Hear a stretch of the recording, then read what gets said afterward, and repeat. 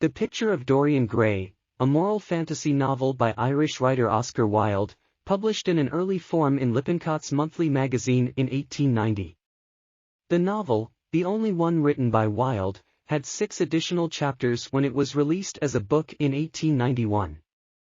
The work, an archetypal tale of a young man who purchases eternal youth at the expense of his soul, was a romantic exposition of Wilde's own aestheticism. On a beautiful summer day in Victorian England, Lord Henry Wotton, an opinionated man, is observing the sensitive artist Basil Hallward painting the portrait of Dorian Gray, a handsome young man who is Basil's ultimate muse. While sitting for the painting, Dorian listens to Lord Henry espousing his hedonistic worldview and begins to think that beauty is the only aspect of life worth pursuing, prompting Dorian to wish that his portrait would age instead of himself. Under Lord Henry's hedonistic influence, Dorian fully explores his sensuality.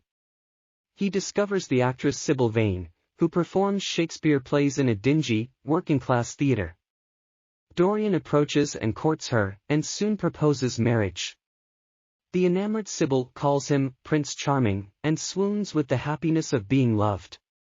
But her protective brother, James, warns that if Prince Charming harms her, he will murder him. Dorian invites Basil and Lord Henry to see Sybil perform in Romeo and Juliet. Sybil, too enamored with Dorian to act, performs poorly, which makes both Basil and Lord Henry think Dorian has fallen in love with Sybil because of her beauty instead of her acting talent. Embarrassed, Dorian rejects Sybil, telling her that acting was her beauty, without that, she no longer interests him. On returning home, Dorian notices that the portrait has changed, his wish has come true, and the man in the portrait bears a subtle sneer of cruelty. Conscience-stricken and lonely, Dorian decides to reconcile with Sybil, but he is too late, as Lord Henry informs him that Sybil has killed herself. Dorian then understands that, where his life is headed, lust and beauty shall suffice. Dorian locks the portrait up, and over the following 18 years, he experiments with every vice, influenced by a morally poisonous French novel that Lord Henry Wotton gave him. One night, before leaving for Paris, Basil goes to Dorian's house to ask him about rumors of his self-indulgent sensualism. Dorian does not deny his debauchery, and takes Basil to see the portrait. The portrait has become so hideous that Basil is only able to identify it as his by the signature he affixes to all of his portraits. Basil is horrified, and beseeches Dorian to pray for salvation. In anger, Dorian blames his fate on Basil and stabs him to death. Dorian then calmly blackmails an old friend, the scientist Alan Campbell, into using his knowledge of chemistry to destroy the body of Basil Hallward. Alan later kills himself. A 19th-century London opium den, based on fictional accounts of the day, to escape the guilt of his crime, Dorian goes to an opium den, where, unbeknownst to Dorian, James Vane is present. James had been seeking vengeance upon Dorian ever since Sybil killed herself, but had no leads to pursue as the only thing he knew about Dorian was the name Sybil called him, Prince Charming. In the opium den, however, he hears someone refer to Dorian as Prince Charming, and he accosts Dorian. Dorian deceives James into believing that he is too young to have known Sybil, who killed herself 18 years earlier, as his face is still that of a young man.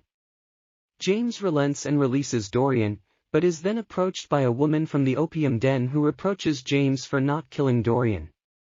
She confirms that the man was Dorian Gray and explains that he has not aged in 18 years. James runs after Dorian, but he has gone. James then begins to stalk Dorian, causing Dorian to fear for his life. However, during a shooting party, a hunter accidentally kills James Vane, who was lurking in a thicket. On returning to London, Dorian tells Lord Henry that he will live righteously from now on.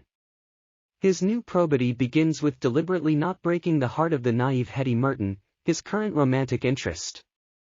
Dorian wonders if his newly found goodness has rescinded the corruption in the picture, but when he looks at it, he sees only an even uglier image of himself.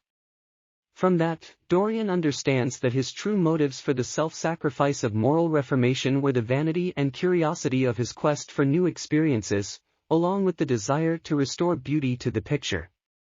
Deciding that only full confession will absolve him of wrongdoing, Dorian decides to destroy the last vestige of his conscience and the only piece of evidence remaining of his crimes, the picture. In a rage, he takes the knife with which he murdered Basil Hallward and stabs the picture. The servants of the house awaken on hearing a cry from the locked room. On the street, a passerby who also heard the cry calls the police. On entering the locked room, the servants find an unknown old man stabbed in the heart, his figure withered and decrepit. The servants are able to identify the disfigured corpse as Dorian only by the rings on the fingers, while the portrait beside him is beautiful again. The picture of Dorian Gray has been analyzed as an example of the Gothic horror novel, as a variation on the theme of the double, and as a narrative embodying some of the key aspects of late 19th century aestheticism and decadence. To find the novel's value as a book of the aesthetic movement, we need look no further than Wilde's preface to The Picture of Dorian Gray, in which he states, for instance, that there is no such thing as a moral or immoral book, what matters is whether the book is written well or not, and all art is quite useless, art shouldn't change the world, art exists as, and for, itself, and no more. At the same time, we can overstate the extent to which Wilde's novel turns its back on earlier Victorian attitudes and values.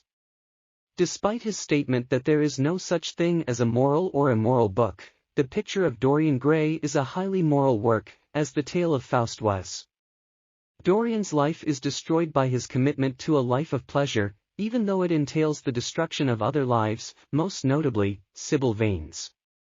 Far from being a book that would be denounced from the pulpits by Anglican clergymen for being immoral, The Picture of Dorian Gray could make for a pretty good moral sermon in itself, albeit one that's more witty and entertaining than most Christian sermons. The Picture of Dorian Gray is, at bottom, a novel of surfaces and appearance. We say at bottom, but that is precisely the point. The novel is, as many critics have commented, all surface. Lord Henry is so taken by the beauty of Dorian Gray that he sets about being a bad influence on him. Dorian is so taken by the painting of him, a two-dimensional representation of his outward appearance, that he makes his deal with the devil, trading his soul, that thing which represents inner meaning and inner depth, in exchange for remaining youthful on the outside. Then, when Dorian falls in love, it's with an actress, not because he loves her but because he loves her performance. When she loses her ability to act, he abandons her. Her name, Sybil Vane, points up the vanity of acting and the pursuit of skin-deep appearance at the cost of something more substantial. But her first name also acts as a warning. In Greek mythology, the Sibyls made cryptic statements about future events. But there's probably a particular Sibyl that Wilde had in mind, the Sibyl at Cumae, in Petronius' scurrilous Roman novel Satyricon, which Wilde would surely have known, and in other stories, was destined to live forever but to age and wither away. She had eternal life, but not eternal youth. Dorian's own eternal youth comes at a horrible cost. Without a soul, all he can do is go in pursuit of new sensations, forever chasing desire yet never attaining true fulfillment. It will, in the end, destroy him, in lashing out and trying to destroy the truth that stares back at him from his portrait, much as he had destroyed the artist who held up a mirror to his corrupt self. Dorian Gray destroys himself. In the last analysis, as he and his portrait do not exist separately from each other. He must live with himself, and with his conscience, or must die in his vain attempt to close his eyes to who he has really become. This timeless fear of old age is what truly makes The Picture of Dorian Gray a classic. It will always be relevant. It is not only relevant to one specific group of people, but to everyone who has ever lived.